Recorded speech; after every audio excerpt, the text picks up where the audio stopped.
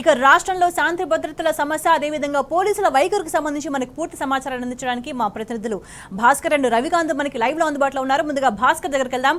భాస్కర్, ఏంటి రాష్ట్రంలో శాంతి భద్రతల పరిస్థితి ఎందుకు ఇట్లా మారింది? గత ప్రభుత్వ హయాంలో ప్రజలకు రక్షణ కవచంగా ఉన్న పోలీసుల పనితీరు, వాళ్ళ వ్యవహార శైలి ఎందుకు ఇట్లా మారింది? ఎందుకు ప్రజల మీద రెచ్చిపోతున్నారు? వ్యక్తిగత సమస్యలు కావచ్చు, ఏదైనా నిరసనలు కావచ్చు, ఎందుకు పోలీసులు ఇట్లా దురుసుగా వ్యవహరిస్తున్నారు? దీనికి సంబంధించి పూర్తి ఇన్ఫర్మేషన్ ఏంటి? 8 నెలలుగా రాష్ట్రంలో అంతా అస్తవ్యస్తమైనటువంటి పరిపాలన కనిపిస్తూ ఉంది. ఫ్రెండ్లీ పోలీసింగ్ అనేది తెలంగాణ రాష్ట్రం ఏర్పడ్డ తర్వాత రాష్ట్రానికి ఇంట్రడ్యూస్ చేసినటువంటి అప్పటి ముఖ్యమంత్రి కేసీఆర్ ఆ ఉద్దేశంతో రాష్ట్రంలో పోలీసులు ఫ్రెండ్లీగా ఉండాలనేటువంటి అప్పటి డీజీపీ అనురాగ్ శర్మ, అప్పటి హైదరాబాద్ పోలీస్ కమిషనర్ మహేందర్ రెడ్డిని వారిద్దరికీ ఆ గురుతరమైనటువంటి బాధ్యత అప్పచెప్పి పోలీసింగ్ ఎట్లా ఉండాలి, ఏం చేయాలి, మనం ఎవరితో ఫ్రెండ్లీగా ఉండాలి, ఎవరితో కఠినంగా ఉండాలి అనేటువంటిది చాలా స్పష్టంగా చెప్పారు. అప్పటి ముఖ్యమంత్రి ఇచ్చినటువంటి ఆదేశాలతో రాష్ట్రంలో 10 సంవత్సరాల కాలంలో జరిగినటువంటి చిన్న చెదురుముదురు ఘటనలు మినహాయిస్తే ప్రజలకు, కామన్ మ్యాన్కి అందరికీ కూడా పోలీసింగ్ దగ్గరగా ఉండేది.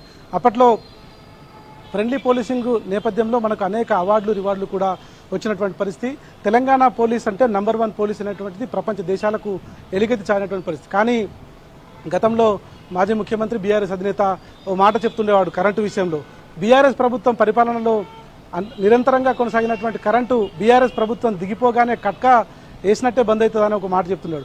అదే తరహాలో ఇవాళ ఫ్రెండ్లీ పోలీసింగ్ కూడా మాయమై ఎక్కడ చూసినా లాండ్ ఆర్డర్ అదుపు తప్పుతోంది, క్రైమ్ రేట్ పెరిగిపోతోంది, డ్రగ్స్ పెచ్చిమిరుతున్నాయి, రియల్ మాఫియాకు అడ్డు అడుగు లేకుండా పోతున్నటువంటి పరిస్థితి కనిపిస్తోంది. అత్యాచారాలు, హత్యలతో పాటు ఓల్డ్ సిటీలో రౌడీ షీటర్ల ఒకరికొకరు ప్రతీకార దాడులు జరుపుకుంటున్నటువంటి పరిస్థితి, రోడ్లపైనే కాల్చుకొని చస్తున్నటువంటి పరిస్థితి.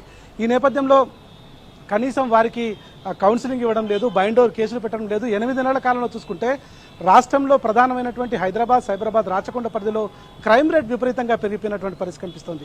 ఇక్కడ ఈ క్రైమ్ రేట్తో పాటు మహిళలపైన అత్యాచారాలు, అదేవిధంగా చిన్నపిల్లల కిడ్నాప్లు, ఇవన్నీ కూడా చూస్తూ ఉంటే పోలీస్ వ్యవస్థ ఏం జరుగుతుంది అనేటువంటిది తెలియాల్సిన అవసరం అయితే కనిపిస్తోంది. ఇకపోతే కేవలం 8 నెలల కాలంలో ఏసీబీ సోదాలు చేసినటువంటి సమయంలో 60 మంది పోలీసు అధికారులపైన కేసు నమోదైంది. దీంట్లో 25 మంది ప్రస్తుతానికి జైల్లో ఉన్నటువంటి పరిస్థితి. ఇంత రియల్ మాఫియాతో కలిసి, రౌడీ షీటర్లతో కలిసి పోలీసులు ఏం చేస్తున్నారో ఇప్పటికైనా ప్రభుత్వం ఆలోచించాలి. కేవలం 10 ఏళ్ల కాలంలో జరిగినటువంటి ఇన్సిడెంట్స్ చూస్తూ ఉంటే ఈ 8 ఏళ్ల కాలంలో జరిగినటువంటి ఇన్సిడెంట్స్కి నిజంగా కూడా ఈక్వల్గా కనిపిస్తున్నటువంటి పరిస్థితి కనిపిస్తోంది. ఇప్పుడు ఉన్నటువంటి హోంశాఖకు మంత్రి లేకపోవడం, ఆ హోంశాఖ కూడా ముఖ్యమంత్రి దగ్గర ఉండటం, ఆయన ఎప్పుడూ బిజీగా ఉండటం, దీనిపైన రివ్యూలు లేకపోవడం, ముఖ్యమంత్రి ఆయన హోంశాఖ ఎవరికి ఇవ్వకుండా ఆయన దగ్గర పెట్టుకొని కేవలం 8 నెలల కాలంలో 1-2 సార్లు మాత్రమే రివ్యూ మీటింగ్స్ చేసినటువంటి పరిస్థితి. అయినప్పటికీ ఈ రాష్ట్రంలో లాండ్ ఆర్డర్లో మాత్రం గందరగోళ పరిస్థితి కనిపిస్తోంది. గంజాయి అయితే విచ్చలవిడిగా తిరుగుతున్నటువంటి పరిస్థితి కనిపిస్తోంది. ప్రధానంగా సైబరాబాద్, రాచకొండలో మాత్రం విచ్చలవిడి గంజాయి జరుగుతున్నటువంటి పరిస్థితి కనిపిస్తోంది. ఇకపోతే డ్రగ్స్కు మొత్తం ఇంజనీరింగ్ కాలేజీల్లో సగానికి పైగా ఇంజనీరింగ్ కాలేజీలో డ్రగ్స్ దందా కొనసాగుతోంది. ఈ సిగరెట్లు స్కూళ్ళలో పిల్లలకు కూడా, ఇంటర్నేషనల్ పేరు మోసినటువంటి స్కూళ్ళలో కూడా ఈ సిగరెట్లు అలవాటు జరుగుతోంది. మొన్న నార్సింగ్లో రకుల్ ప్రీత్ సింగ్ తమ్ముడు చేసినటువంటి డ్రగ్స్ దందా బయటకు వచ్చింది. అంతకుముందు జరిగినటువంటి నార్సింగ్లో జరిగినటువంటి రేవ్ పార్టీలు, అంటే గతంలో రేవ్ పార్టీలు నగరం బయటకు మాత్రమే ఉండేవి, అప్పుడు చెదురుమదురుగా ఉండేవి, వాటిని కట్టడి చేశారు. కానీ ఇప్పుడు రేవ్ పార్టీలు కూడా ఇష్టానుసారంగా కొనసాగుతున్నాయి. వీరికి ఎందుకు భయం లేకుండా పోతుంది? ఇక సైబరాబాద్కు సంబంధించినటువంటి అవుట్స్కట్స్లో అయితే దొంగతనాలు బీభత్సంగా పెరిగిపోయినటువంటి పరిస్థితి, కంటి మీద కునుకు లేకుండా చేస్తున్నటువంటి పరిస్థితి కనిపిస్తుంది. కిడ్నాప్లు, అత్యాచారాలు, హత్యలు, ఈ రకంగా చెప్పుకుంటూ పోతే లాండ్ ఆర్డర్ పూర్తిగా దెబ్బతింది. ఇకపోతే నిర్మల్ నుంచి వస్తున్నటువంటి బస్సులో ఉన్నటువంటి యువతిపై అందులో ఉన్నటువంటి డ్రైవర్లు అత్యాచారాన్ని పాల్పడటం, శాలిగౌరారం మండలం, నల్గొండ జిల్లా శాలిగౌరారం మండలంలో అత్యాచారం కేసు, చిట్యాలలో ఒక అత్యాచారం కేసు, ఇట్లా చెప్పుకుంటూ పోతే సాఫ్ట్వేర్ ఇంజనీర్ని ఎల్బీ నగర్లో ఓయో హోటల్కు పిలిపించి తన స్నేహితులతో కలిసి మరొక వ్యక్తి, ఒక రాజకీయ పలుకుబడినటువంటి ఒక ఎమ్మెల్యేకి సంబంధించినటువంటి అనుచరుడు అత్యాచారం చేసి టీ న్యూస్లో ఆ మీడియా ప్రసారం కథనం వచ్చేంత వరకు కూడా ఆయన అదుపులోకి తీసుకోకపోతే పదే టీ న్యూస్ ద్వారా చెప్పినప్పుడు సందర్భంలో వాళ్ళు మళ్ళీ ఆయన అదుపులోకి తీసుకోవడం, ఇట్లాంటివి చూస్తూ ఉంటే గచ్చిబౌలి పోలీస్ స్టేషన్ లిమిట్స్లో సాఫ్ట్వేర్ ఇంజనీర్ని తను సినిమాల్లో ఛాన్స్ ఇప్పిస్తానని తీసుకెళ్లి ఆమె పైన అత్యాచారం చేయడం, ఇట్లాంటి అన్ని ఇన్సిడెంట్లు కూడా షాద్నగర్లో జరిగినటువంటి ఇన్సిడెంట్ అయితే ఈ సమాజంలో ఇప్పుడున్నటువంటి పరిస్థితుల్లో దళితులకు, బహుజనులకు, గిరిజనులకు సెక్యూరిటీ లేదన్నటువంటి పరిస్థితి. షాద్నగర్ డిఏగా ఉన్నటువంటి రామిరెడ్డి అక్కడికి వచ్చినటువంటి సునీత అనేటువంటి దళిత మహిళపై విచక్షణారహితంగా దాడి చేసి గూట్లతో తన్నుకుంటూ ఆమెను కనీసం మహిళను చూడకుండా చీర విప్పించి ఆమెకు నెక్కరు వేసి ఆమెపైన దాడి చేసినటువంటి పరిస్థితి.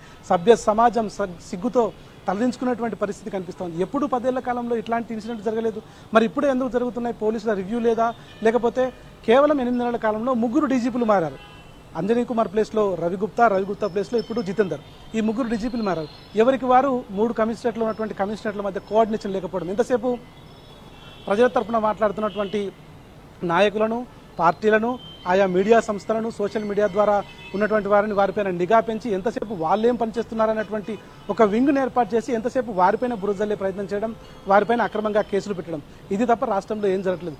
కేవలం తలాపాపం తిలాపిడికడన్నట్టు 4 విభాగాలుగా విడిపినటువంటి పోలీస్ విభాగం ఎక్కడా కూడా వారికి కోఆర్డినేషన్ కూడా లేకపోవడం.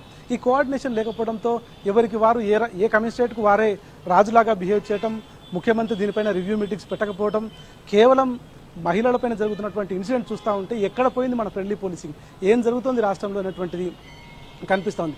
రియాజ్ అనేటువంటి రౌడీ షీటర్ను 3 వ్యక్తులు కలిసి బాలాపూర్ పోలీస్ స్టేషన్ పరిధిలో బండారాలతో కొట్టి కొబ్బరికాయల కత్తితో నరికి అక్కడి నుంచి పారిపోయారు. అదే భాస్కర్, హద్దుమీరి ప్రవర్తిస్తే వ్యవస్థాపరమైన చర్యలు ఉంటాయనే భయం లేకపోవడం కూడా ఒక కారణంగా భావించాల్సి ఉంటుందా? కేవలం పోలీసులు ఏసీబీ కేసులకు సంబంధించినటువంటి వ్యవహారాలు మనం చూసినట్టయితే ఈ 8 నెలల కాలంలో 60 కేసులు నమోదైతే, 60 మందికి పైన కేసులు నమోదైతే 25 మంది ప్రస్తుతానికి చెంచల్గూడ చెల్లపల్లి జైల్లో ఉన్నారు. ఇవాళ చూసుకుంటే ఎంత దారుణంగా పోలీస్ వ్యవస్థ పతనమైందో మనం అర్థం చేసుకోవచ్చు. ఎప్పుడు చూసినా రియల్ మాఫియాతో చేతులు కలపడం, సెటిల్మెంట్లు చేసుకోవడం, పైనుంచి వాళ్లకు సరైనటువంటి రివ్యూ మీటింగ్స్ లేకపోవడం, ఎప్పటికప్పుడు వీరిపైన ఎవరైతే సూపర్వైజింగ్ ఆఫీసర్ ఉంటారో వాళ్ళు కూడా దీనిపైన పట్టించుకోకపోవడం, రాష్ట్రంలో మొత్తం వ్యవస్థను నాశనం జరుగుతున్నా కూడా కనీసం కామన్ మ్యాన్ పోలీస్ స్టేషన్కి వెళ్ళి ఫిర్యాదు చేసేటువంటి పరిస్థితి లేకపోవడం, ఎప్పటికి పడితే అక్కడ ఎవరు పడితే వారు పైరవికారులు తయారు కావడం, కనీసం మహిళల విషయంలో అయితే అంతు చిక్కనటువంటి వివాదంగా కొనసాగుతోంది. అనేక సార్లు మహిళలపైన జరుగుతున్నటువంటి ఇన్సిడెంట్స్ కావచ్చు, చిన్నపిల్లల కిడ్నాప్లు కావచ్చు, పోస్కో కేసులు కావచ్చు, మహిళలను అబ్యూజ్ చేస్తూ పెడుతున్నటువంటి సోషల్ మీడియా పోస్టులు కావచ్చు, ఇలా ఒకటంటే రాష్ట్ర వ్యాప్తంగా గందరగోళమైనటువంటి పరిస్థితి. దొంగతనాలు అయితే ఇంతకుముందు 10 ఏళ్ల కాలంలో పక్క రాష్ట్రం నుంచి దొంగలు రాష్ట్రంలోకి అడుగు పెట్టాలంటే భయంతో వణికిపోయినటువంటి పరిస్థితి. ఎక్కడికక్కడ గ్యాంగులను కట్టడి చేసి వారిని అరెస్ట్ చేసిన తర్వాత వారికి గట్టి వార్నింగ్ ఇచ్చి ఇక్కడికి రాకుండా వారిని భయంకరమైన కేసులు పెట్టి పంపించారు. కానీ ఇవాళ నగరం అవుట్స్కట్స్లో, నగర శివారు ప్రాంతాల్లో ఎందుకు ఈ ఇన్సిడెంట్ జరుగుతున్నటువంటిది అనేటువంటిది ఆలోచించాలి.